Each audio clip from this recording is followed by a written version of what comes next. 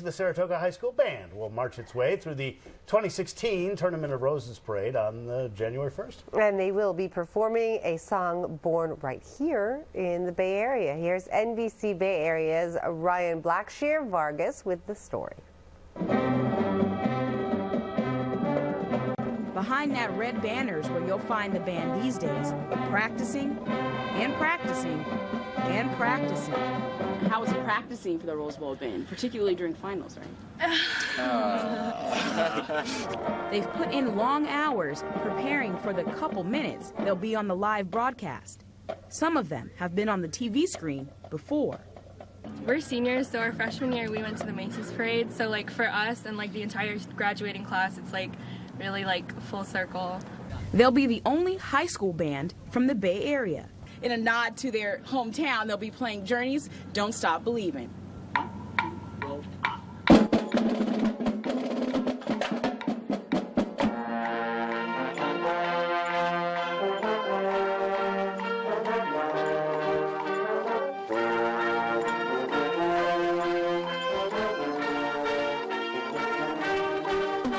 What a great Bay Area band. And I think everybody loves Steve Perry and that music, and so we wanted something that was really going to identify the Bay Area and hopefully get the crowd excited and hopefully get our television audience excited. The band was selected after a 2-year application process. Each high school student raised $1,200 to travel to the Rose Bowl. I think we couldn't be prouder of what our students are doing. In Saratoga, Ryan Blackshear Vargas, NBC Bay Area News. 95% of current children under 18 lived in the care of a grandparent in 2012. That's according to the latest statistics from the Kern County Network for Children. Now that's compared to 3% of all California children living with grandparents. I spoke with Kern County grandparents who say, as the matriarchs and patriarchs of their family, they feel they have no other choice but to take care of their grandkids. These kids don't just play at Grandma Josie's house, they live there. Like 2 or 3 or 4 or 5 or 6 or 7 or 8. or 10 or 11. That's right, 11 grandkids, some since birth, others for a few years.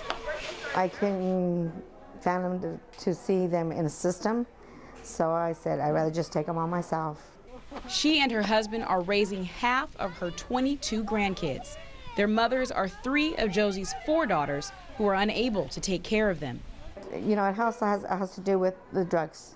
That's what happens. She's taking care of us instead of us being like a place for another family. She estimates she spends $100 a day on meals for everyone. It's not easy. It's not easy, and when you have to,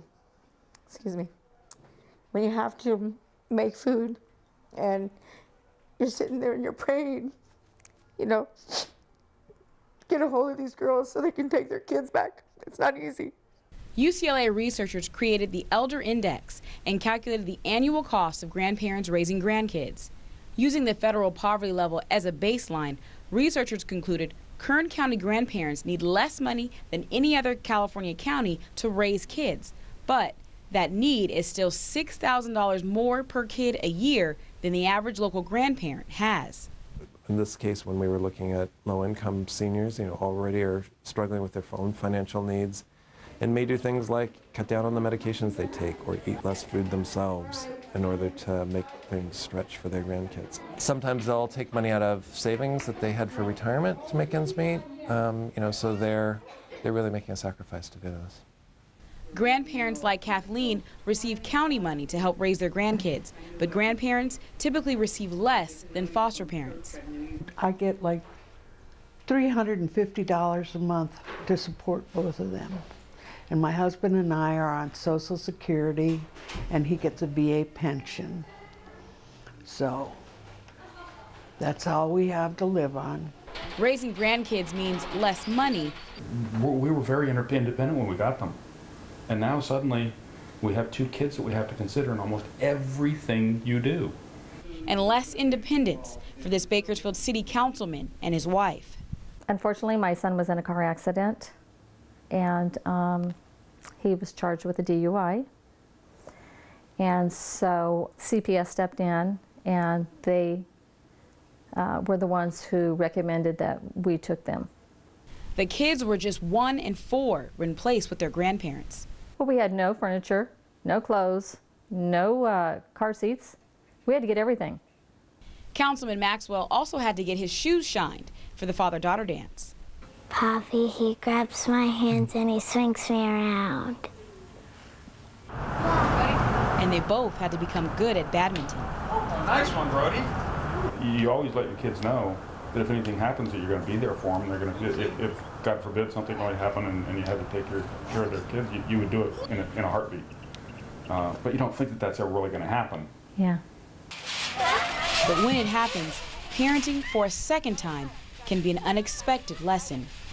If I could do everything that I do with my grandkids, with my daughters, I think everything would have been different.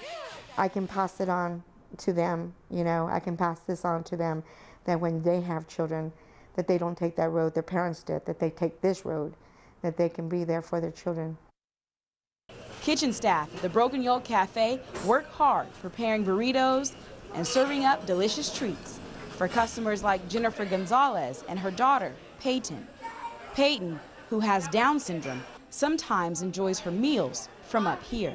So we're trying to let her learn that when she comes to a restaurant, she has to sit and behave, and it doesn't always go that way, but we try.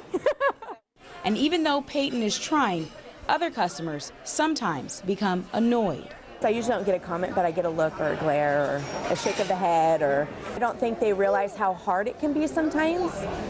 And having a child with a learning disability and that kind of thing, I don't think they realize how hurtful it is. Yet a week ago, the family in the next booth over welcomed Peyton with hugs. Oh my gosh, she was precious. And was moved to make her and her mom's day a little brighter. As soon as she ordered, I got up and my 2 kids and I just went straight up, paid for our meal, and then I paid for her meal. Yeah, and I was shocked. Like, I was gonna cry. I was like, what? Andrea is also a waitress at the cafe who has served the family before. She says this day, something told her to bless them.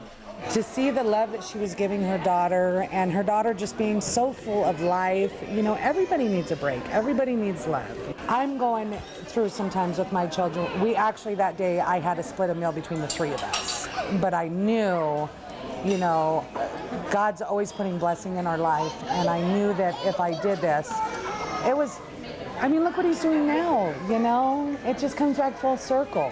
Jennifer went to the restaurant's Facebook page to post a thank you to Andrea. She was surprised by some of the reaction she received. People sending me private messages on Facebook that have kids with disabilities that tell me they don't go out because of the looks or the stares or the rude comments, or if they're loud or if they act up, they don't go out. And to me, that kills me. That kills me. But Andrea and her family killed her with kindness. Thank you. You're welcome. Thank you. You guys are a blessing to us. Oh, you're welcome, honey.